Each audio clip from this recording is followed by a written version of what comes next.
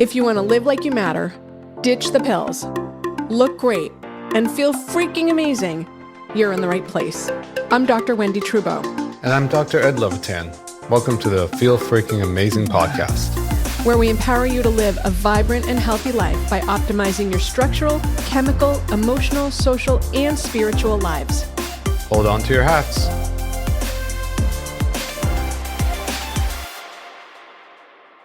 Can you draw the line between the phytonutrients that you find in colorful foods and the ways in which we see that helping us clean up, clean out, and detox?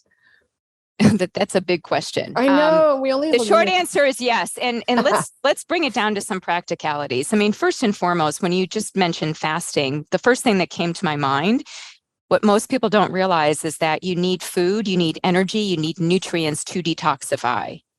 So a little fasting is good, but not too much, because then you start to change the activity of the enzymes that are responsible for doing a lot of that cleanup process. So what I would say, it has to be a very measured form of fasting and not too extensive. You know, it sounds kind of counterintuitive, but you actually do need nutrients to drive that whole process. Mm-hmm. So plants, let's just talk plants, phytonutrients, and color. First and foremost, they give us fiber. So if we want to avoid toxicants from coming into the body, plants are wonderful because they supply the fiber to bind the toxicants. And what I love about fiber, I mean, fiber is becoming very sexy right now. We used to know it as just roughage and help keep you regular. And now we know that there are like 50 shades of fiber. So many different kinds of fibers with so many personalities, different polarities, different charges, different structures that make them bind to things like heavy metals or even estrogen or even converted biometabolites from the liver. So fiber is integral in detoxification from the point of just preventing something from even being absorbed. And that's the best case scenario, is to prevent something from being absorbed. All right. So now that you've opened up fiber, is there a top 3 or 5? Well, can you screw it up? I mean, can you be like, you've got the wrong fiber or you've gotten too much fiber? Is there some way that, as a student of not wanting to screw it up, someone who's like, I want to be a good doobie, and I'm assuming some of the listeners might be like, oh no, I have the wrong form of fiber. All right. Well, how about we Let's look at it 2 compromise? ways. Exactly. What's good and what's too much, and where is there? Tell us about fiber, because fiber, we've been using that more and more in our practice. Good. As a way to detox, as a way to keep the bowels moving. All of it. Okay. So let me tell you what I've learned clinically, and also I see it in the science. First and foremost, fiber can be used incorrectly. Because it's such a great binding agent, it can bind up your nutrients. So if you're taking your supplements at the same time as your fiber, you might be binding up and preventing certain things from being absorbed correctly. So there's that. It's a timing issue. It's a dosing issue. The second thing, and this I saw a lot in clinical practice, is that people would get constipated. And I would think, well, how are you becoming constipated with fiber? You're supposed to become more regular. Well, people were not taking water and adequately hydrating. You know, fiber only works as well as it's being hydrated. We have different kinds of fibers. We have the broom, and then we have the mop. The broom fibers are the insoluble ones. They just sweep through the gut, right? They just they're kind of rough and they move things through. They create motility. Those are good, but those aren't the great binding fibers like the mops that sop things up. You know, they actually glom onto things because they can take moisture. And so then they create a gel. And those typically are the kinds of fibers that affect the gut microbiome populations and the production of things like short chain fatty acids, which then can lead to changes in mucin production, gut barrier integrity, and even signal to the brain.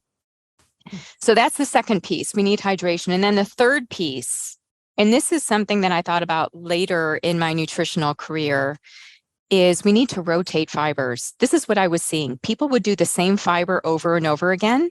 So they would be eating a pretty plant-rich diet, and they would have more dietary fiber. You know, the average person gets something on the order of 11 to 15 grams of fiber in a day. And we really should be getting like 28 to 35 grams, depending on your body size, your caloric intake, and all of that. So we're getting like less than half of what we should really be getting. So in terms of, can you get too much? Can you get too little? Well, I think we're more in the state of getting too little. And when people start to think about fiber, then they think, oh, I'm going to go get some psyllium and just start taking a lot of this supplement on top of my diet. Well, but if you just have the same fiber over and over again, in my mind, you create what I would call a monoculture in the gut. I mean, nature's principle is diversity, which is why I like the rainbow. I like the spectrum of colors, not just one color. I like them all, and they all have their purposes, their functionality.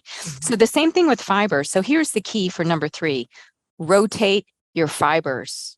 So everything from flaxseed meal to the psyllium that I mentioned, acacia fiber, so many different fibers that are out there. And I do like, if it's a supplemental product, of course, for people to work with their healthcare practitioners on what would be best for them.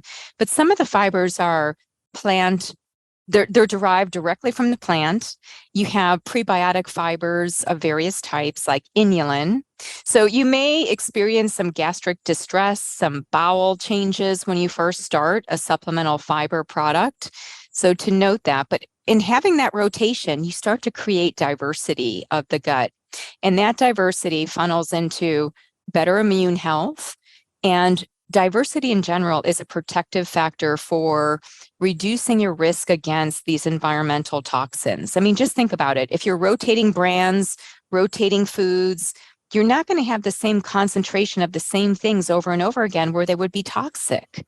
So all in all, diversity for fiber and diversity for everything that we're taking in, even our life experiences. I mean, diversity is so awesome. And we always say to people, don't get in a rut and expand, try new things, rotate around. But how quickly are you talking about that rotation? Is it is it a 3-month thing, or is it on Monday you do X, on Tuesday you do Y, and on Wednesday you do something yet entirely different? How quick is that? I tend to think in 3-day increments. And that's even how I structured my own detoxification program. We do 3 days for red colored foods and getting into the depth of red colored foods, not just one type, but the whole spectrum. Within red, you have diversity. So I think if you look at the traditional use of rotational diets, it's every 3 to 4 days, you change it up. And I think that coincides very nicely with going even to the market, going to the grocery store, replenishing our foods during that time.